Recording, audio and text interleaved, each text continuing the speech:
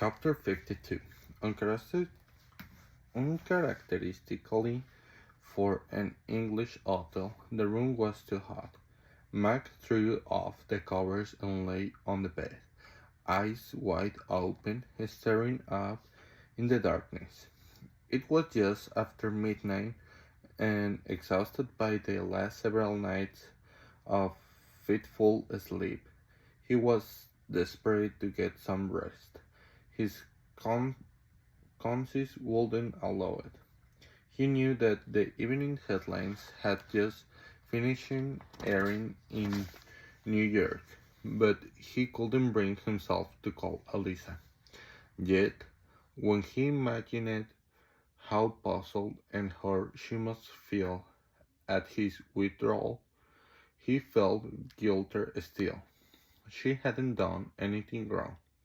She didn't deserve such treatment. Mac turned over and pushed his face deep into his pillow. He still couldn't believe he had done it. How could he be so stupid? More importantly, how could he have so quickly betrayed the woman he professed to love? He did love Elisa. Of that he was certain.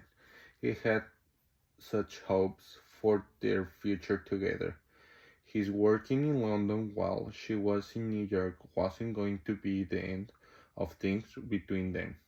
While it was difficult to manage, many couples were able to sustain a committed relationship if both were true to each other. Now the question was, should he tell her that he had been unfaithful? He imagined what that would be like and grounded into his pillow. Angrily pushing himself up from the bed, he walked to the window and pulled back the blackout curtain. Hyde Park was spread out tranquilly beneath him, illuminated by soft lamp light. It was a beautiful park, the largest, though probably the least formal of London's royal parks. A, pictu- a picturesque place to stroll along country paths, hold hands while sitting on a cast iron bench, picnic on the lawn, rent a boat on the Serpentine, a place Elisa would love, you fool. That fact was established. Now, what was he doing?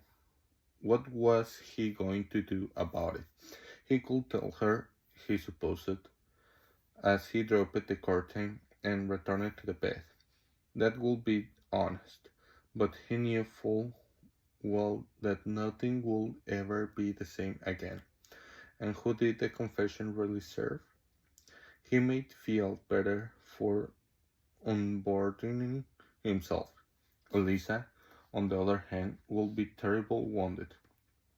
Of course, there was a good chance that Elisa would find out on her own. In this business, sooner or later, everyone seemed to know who had slept with whom. He didn't want her to hear about it through the grapevine. It would crush her, and she had already been through too much. But there was no way he was going to tell her on the phone. This was something that had to be talked about face to face. Maybe he could explain that he had been drunk, that he had been feeling miserable about the prospect of living every day without her near him, for what would probably be at least the next 2 or 3 years, that he was despondent about the real chances of their relation making it in this situation. A shrill ring blared from the phone on the bedside table. For once in his journalistic life, he wished it would be the night desk editor calling to tell him to get out of bed, take a car out to Heathrow, and fly to some god-forsaken corner of the world, somewhere he would be out of pocket for a while. Work was a great way to avoid personal problems. Hello? Hi. Elisa, how are you, honey? I was just laying here thinking about you. I bet you were. He could sense the distance in her voice. Why shouldn't she be skeptical? How's Jenny? She's doing pretty well, actually. She starts at her new school tomorrow, and she's already made friends with a little boy who lives across the street. She's a great kid. I miss her, and I miss her mom. You do, huh? The hasn't exactly been ringing off the hook. Mac, what's going on? Come on, Elisa. You know how it is. Starting at a new place, looking for somewhere to live. Sure, I know how it is, Mac. All the more reason I'll think you'll want to touch base with the person you love for comfort or to bounce things off. That's how I will feel anyway. Mac wanted to tell her that he had to force himself to keep from calling her at least 100 times in the past days, but he hadn't wanted to prattle about what was going on in London, acting as if his one night stand hadn't happened. It was easier to avoid the situation by not picking up the phone. I'm sorry, Elisa. There was silence on the overseas line. Elisa? Are you alright, sweetheart? No, I'm not alright. Her voice cracked. I don't understand what's going on with us, and on top of that, security here is concerned that there are a couple of nuts out there who are obsessed with me.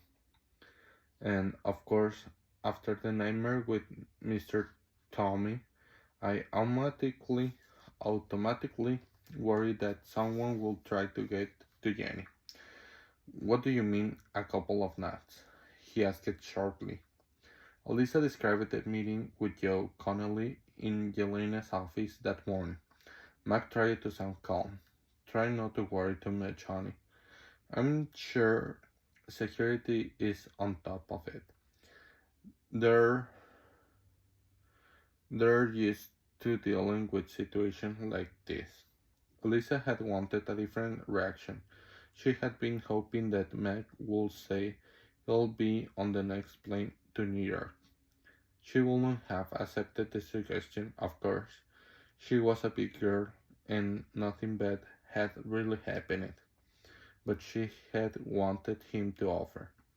So much for her knight in shining armor.